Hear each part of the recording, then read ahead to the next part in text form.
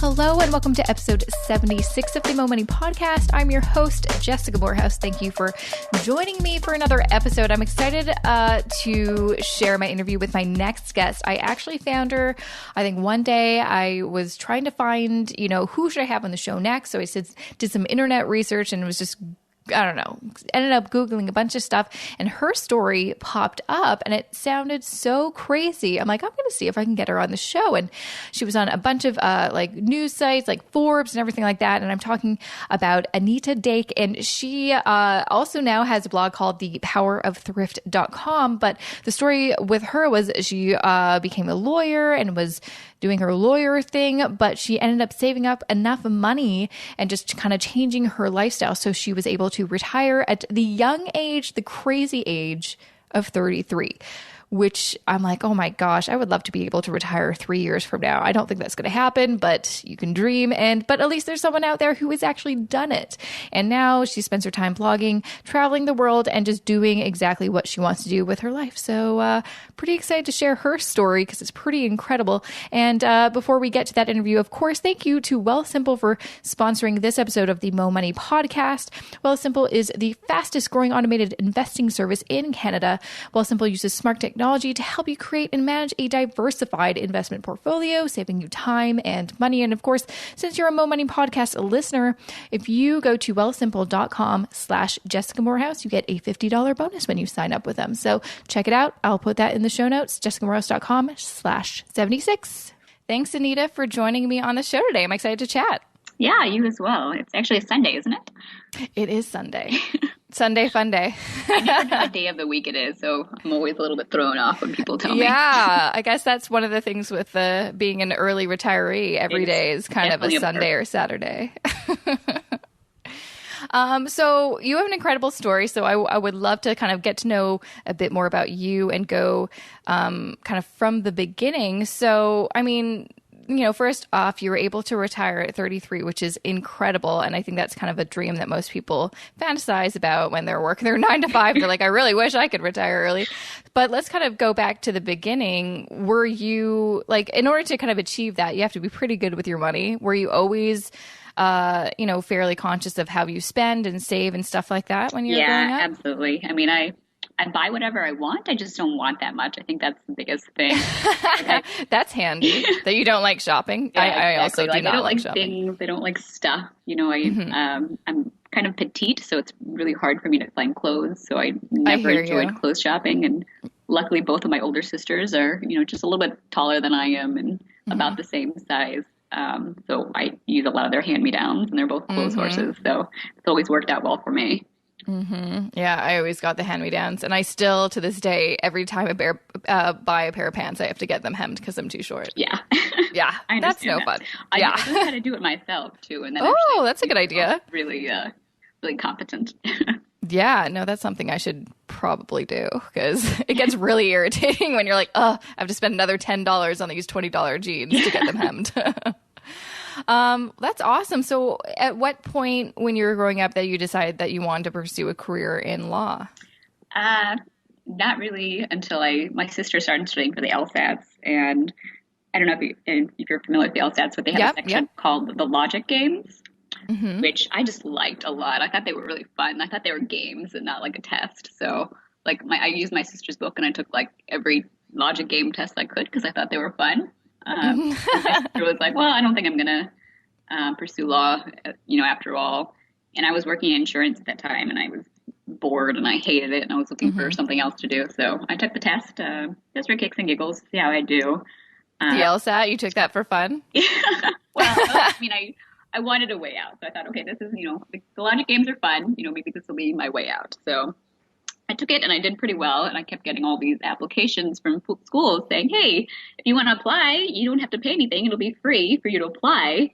And that kind of spoke to my thrifty heart. So I applied to all these places for kicks and giggles. And then, I got in and I went to law school and the rest kind of history, but it was not premeditated really at all beyond, a few months before. Oh, wow. That's pretty awesome where you're just, kind of had a knack for it and then you got to go to school for free, which is amazing. And yeah, I totally hear you. Oh, no, you're no, like, yeah, okay. Go to school for free. They just let me apply for free. Oh, okay. Well, still free is free. Yeah, I still had about $100,000 in student loans when I graduated, so that's why it's not Oh, great. fair But they enough. helped you with the application, so. I know that's how they get you, the little coupon. So how long did you work as a lawyer for? Um, 5 years I started October 2010, and I quit in October 2015. So just about 5 years. Oh, wow. So you're kind of recent into this early retirement thing then. Yeah. It hasn't even been a year yet, but it's been everything I dreamed of and more. That's good to hear. So what made you want to, because it seems like you could have had a very fruitful and successful career in the law if you wanted to, but you didn't seem to want to after a couple of years. What kind of sparked this idea of, I'll just work a few years, save up some money, and then retire? I read the book Your Money or Your Life when I was a teenager, and it really spoke to me. And I think that's part of where my thrifty values came from. And then I read it again when I started working, and I kind of plotted my way using that. I thought the work was interesting, and I'm really glad that I did it, but it definitely did not speak to me. And there were times where I'd be in my office at 2 a.m. and just miserable because who wants to be in an office at 2 a.m.? That was not the life that I wanted for myself. And I knew how much I needed. I knew how much my enough was. And as soon as I got that, I gleefully quit. And, I've been living the life that I feel like I'm meant to live. So, So how did you figure out what the dollar amount you needed to be able to say goodbye to your job?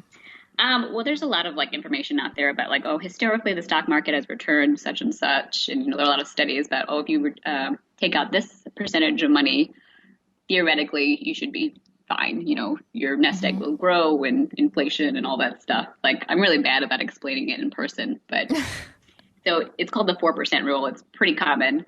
So I just based it off of that. And the book Your Money or Your Life had a neat little wall chart that appealed to my sensibilities. And so I've just been plotting my expenses for 5-6 years, and I've been plotting my projected passive income, which is based on the 4% rule. And as soon as my projected passive income was greater than my expenses, theoretically I don't have to work again. So you're just kind of living off of the income you're making from your investments. Yeah, exactly. That's awesome. So do you feel it seems like you've got a pretty good plan and understanding of how you will continue to make money off your money, essentially. Do you feel like there will ever be a time where you may have to go back to work, or you may want to go back to work? I'll definitely go back to work at some point, just because I have a life bucket list, I've had since I was a kid. And on that was, retire early. So I finished that. But I also want to work at a factory at some point, just because I think it would give me an appreciation for the people who make my clothes and make everything. And I think when you experience stuff like that, it kind of makes you appreciate your life a little bit more.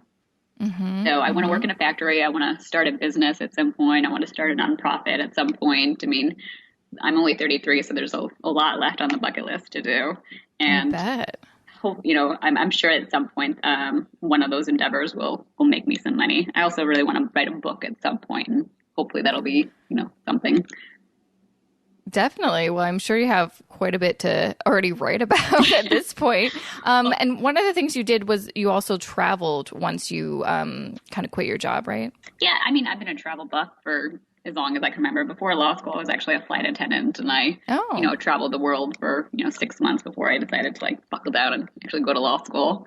And I've taken international trips, once or twice a year. And after law school, I took a year off and I traveled for a year, and before I started working as a lawyer. So, I mean, travel's always been in my blood, and I just on my life bucket list is see the world. So I had this map, and I just really like coloring in new countries that I've visited. I actually really want to get one of those maps where it's you have to it's kind of like a scratch off thing, and so you can just take a quarter and scratch off the countries you've been to. I really want to get that for my apartment. I've heard of that. Yeah, that sounds awesome. I just use one online, but that sounds okay, awesome. That's smart.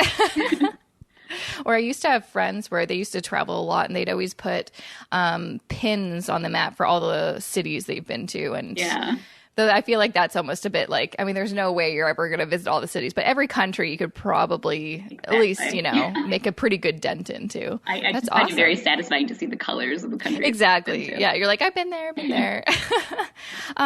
So, you haven't even, been kind of retired early for a year. So do you have anything on the bucket list that you hope to accomplish before the first year's over? So one of my bucket list items that I've been trying to work on forever has been learn to cook like my mom. I'm from India, so my mom makes, amazing, delicious, homemade Indian food from scratch, pretty much every dish you can think of. And so I've been trying to learn that, and I'm putting all those recipes on my website. The trouble is I'm just not home often enough. I'm not visiting my parents often enough to do it, but I really would like to finish that or sooner rather than later. But I don't know. I have an insatiable wanderlust, so anytime I'm home for a little while, I'm kind of like itching to go.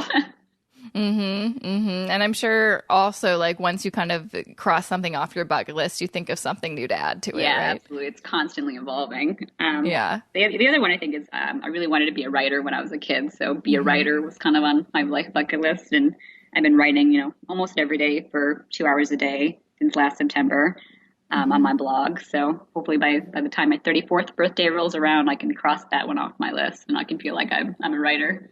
Absolutely. Yeah. I want to talk about your blog, The Power of Thrift, which I went through, which I really like because it's, it's very, it really kind of shows who you are. It's not just about personal finance and kind of your journey, but you also talk about, you have recipes on there, and you also kind of talk about some other things like just the, mental health and things that I think, when it comes to personal finance, it's not just about money. It's a whole kind of lifestyle thing. So I really appreciate that you wrote about kind of your experiences with that. Yeah, I mean, the blog has definitely evolved. I mean, I actually started it, when I was first doing my charts like years ago. So it's been like 4 years since I started it, but I neglected it for about 3 years, where I wrote like maybe once a month or so. But it first started out as I'm very open about my retirement plans, even when I was working. And people would be like, how in the world can you do that? I just got tired of explaining my charts and my numbers and all that stuff. So I started a blog, and I was like, if you really care, here's my blog. I write about it. I'm much more eloquent in writing than I am in person. So if you care, here it is. You can read it. And then it kind of evolved from there because I wanted to be a writer, and then it was a good place to put the recipes on. And, I don't really want to be a personal finance blogger just because I think there are a million of them out there, and they're much better than I am, and I don't really have anything else to add to that conversation. But I think there are other things that I can talk about that could help people. So that's kind of what it's been now. I just write about whatever notion flits through my brain. Absolutely. But I remember reading one of your posts, and it was about kind of some of the things that you go through, like mentally or emotionally, after you do something as, big as retiring. Because lots of people, I think, they have this idea in their heads of what early retirement is. It's like, oh, finally I could do whatever I want. But it's, there's lots of things to consider. It's, especially if you've been working, for many years, once you kind of stop doing that and you have a completely different life that you've never done before and not working. I mean, most people started working when they're in their teenage years. To not have that can kind of be like, you can have a little bit of an identity crisis. I've definitely gone through that when I've had little bouts of unemployment. You're like, whoa, who am I? What's my purpose? And, am I anyone, when people like meet you, there's like, oh, what do you do? Yeah. They never ask you, who are you? Right. Yeah. That's, I don't know how to quite answer that question anymore. Like people ask me, you meet people, it's kind of like the default first question, oh, what do you do? And it's like, well, exactly. I'm more than that. Yeah. So it's like, or even where are you from or where do you live? It's like, oh, I don't know. It's a complicated story, so it's kind of hard to say. I think I might just start saying I'm a writer and kind of leave it at that. I think that's a good way to be like, I'm a writer, or you could just be like, you can say you're an entrepreneur because you seem like you're doing a lot of different things. That's another good one. Or solopreneur is kind of a cool one to say because people are like, what's that? Ooh, girl boss. I'm a girl boss.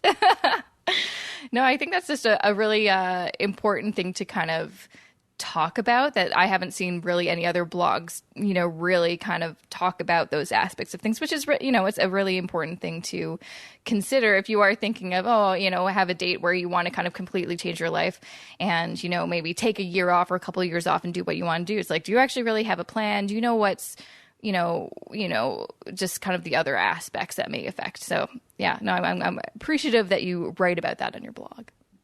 Yeah, I mean, I think the important thing to remember is, you can kind of sleep in and drink a lot and hang around for a while. But I think if you're the type of person who's motivated by financial independence and early retirement, you're not going to be happy wasting your life on the couch. No. So you got to It seems like you do have to have a game plan, which it seems like you do with your bucket list and all the kind of things that you want to accomplish now that you have the time to do it. That's my one piece of advice to people who are thinking about it. It's like, it sounds great to do nothing, but you can only do nothing for so long before, you get a little stir crazy. So exactly. And I think the big thing too is, and I always kind of go back to this whenever like someone has a question about personal finance.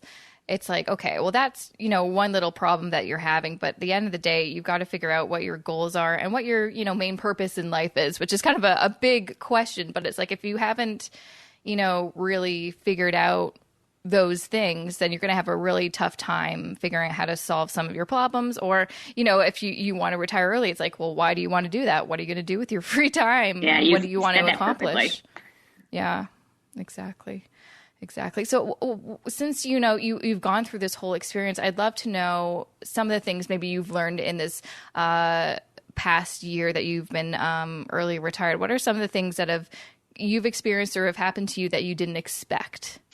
So my blog has actually gotten a lot bigger than I ever anticipated, just because, like you said, it's not really a personal finance blog anymore. It's kind of an Anita blog, and I'm not sure how interesting that is to a lot of people.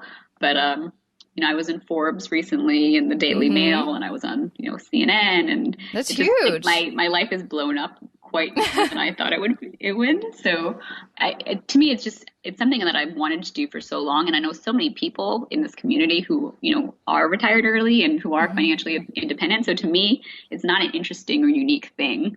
So the fact that it is kind of to other people is still a little bit startling to me. But since the blog has, increased, traffic has increased. I mean, everywhere I travel to, I get to meet all these amazing, warm people, and it just makes me really happy that the world is full of people who are just so awesome, and, I get to meet them. That is really cool that you, like, not only do you get to travel, but you get to, like, through your blog, through your experience and sharing your story, that you get to meet other people. Like, isn't that such a cool thing? That's one of the reasons, like, the internet can be kind of a gross, dark place sometimes, but it also can be, like, such a beautiful, uplifting place because you can really meet some inspiring people. Oh, absolutely, 100%. I mean, there's still shitty people in the world. Sorry if I'm not allowed to use that word. No, go ahead. That's a tiny minority of most people. Most people are warm and good, and they just want acknowledgement that they exist, and they want friends, and I think that's it's a very human thing. Yeah, and especially when you are trying to find people that are kind of going through the same thing, or they're achieving something that you want to achieve. The internet and the blogosphere is a great place to find people that are like-minded that you can connect with. I mean, I started my blog almost 5 years ago now, and I have lots of great friends that that are personal finance bloggers. And the reason we're such great friends is we can nerd out and talk about like really nerdy personal finance things and blog things, which I couldn't do if I just met people through. Yeah, common interests that are so important. You kind of mentioned that there's like a whole like early retirement community, which is something that I've never really been privy to because I'm not in the club. So what's what's that all about? Like what do they talk about? Well, I mean, I don't know if it's just people who have retired early that have emailed me through my blog and been like, hey, I'm also retired. We should meet up and hang out. And then we meet up and hang out. It's like, all these people are living awesome lives. And, just because they're not writing about it doesn't mean that, they're not happening. Absolutely. Is it kind of similar to your circumstance where they kind of have, they're retired, but they still have kind of a plan of attack? These are the things I want to do, or maybe they just volunteer instead of work, or what does their early retirement look like? I'm just so curious. Everyone's early retirement is different. Honestly, it's like, the life that you want to make. I mean, I think a lot of people do travel just because that's kind of the, flavor of the month and it's fun and, that kind of stuff. But, there are people who, are married and they just stay at home and, they volunteer and, I mean, it's, I'm sure you've also heard of Mr. Money Mustache. So that's also the community. So I went to one of his Ecuador trips the very first time. And I also read Jim Collins' blog on investing. So, and JD Roth, Get Rich Slowly. So they were there for that first trip. So I think that's also part of the, the community of bloggers. That's so cool. That you just kind of meet when you're out and about. Yeah, definitely. So yeah, you mentioned that, and that's actually how I found out about you. Was I was doing some searching on Google and I found your story on Forbes. How did they find out about your story? Was it through your blog? Oh, I'm guessing. I don't actually know. I just got an email one day. She's like, "Hey, I want to interview you. Your blog. I've reading your blog and it sounds awesome." And blah blah blah. And so we talked a few times, exchanged some emails, and next thing I know, my life is blown up. Yeah, you're famous. People keep telling me that I'm adamant that I'm on about my last 15 seconds of fame. So I'm perfectly happy with that. It was fun, but it's a little overwhelming. Yeah, I bet, because it's all at once, isn't it? Yeah. Yeah. A lot of the news stories. I mean, like I said, it's so fun. I went to not CNN, but it was HLN, which is sister network, and I got to go to their studios, and they did my hair and they did my makeup, and got to talk to the host, and she kept telling me how awesome I am. It was a super fun experience. But I think a lot of the news cycles are kind of fill the time stories. You know what I mean? It's like fluff pieces. So hopefully it's. I don't think yours is a fluff piece though. I think you're pretty rocking. Okay, before we kind of wrap up, I would love to know, because you've gone through all this, what are some things that you would suggest or pieces of advice that you would give to people that are, would love to achieve the same things you've achieved in retiring early? Okay. Well, first, I think you need to kind of realize what you want with your life, like we were describing earlier. Like the life you want to live is going to determine how much money you need. The second thing is, the less money you need, the sooner you can do it, and the sooner you feel rich, the sooner you can live the life that you want to live. So everyone has, vices. Everyone has stuff that they want to buy. I buy an excessive amount of earrings because I really like them. But the important thing is to remember to limit the vices and, pick and choose the things that actually do bring you joy, and that you're not just buying just because it's convenient or because everyone else is buying it. I mean, try not to keep up with the Joneses and look at yourself and understand what brings you joy and go from there. And it seems like a big aspect of early retirement is kind of putting all that material stuff on the back burner, because at the end of the day, it's not important. It is most of the time a waste of money. It's all about kind of really finding what you value in life, and hopefully it will be relationships and experiences. Yeah, I think for most human beings, we're really bad at knowing what's going to make us happy. Yeah, we are. I think the shiny new dress is going to make us happy, but you get used to it pretty quickly. Whereas, if you go on a trip, your experience is your experience alone, whereas the dress, it's easy to compare your dress to someone else's dress, and as human beings, I think when we're less than others, that makes us less happy. So exactly. And those were, experiences, it's like, hey, no one could take those away from you. And you still, I remember trips from years ago. So those are things that you carry on for a lifetime, which I think is kind of priceless, if you will. Absolutely. Plus, you become a different person through them. You kind of understand the world more. You understand yourself better when you're traveling. I see no downside to it, but.